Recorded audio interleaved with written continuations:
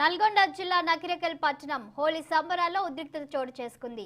MLA Chirumarthi Lingaiah, మాజీ MLA Vemula Veeresham పోటాపోటీగా హోలీ సంబరాలు నిర్వహించారు.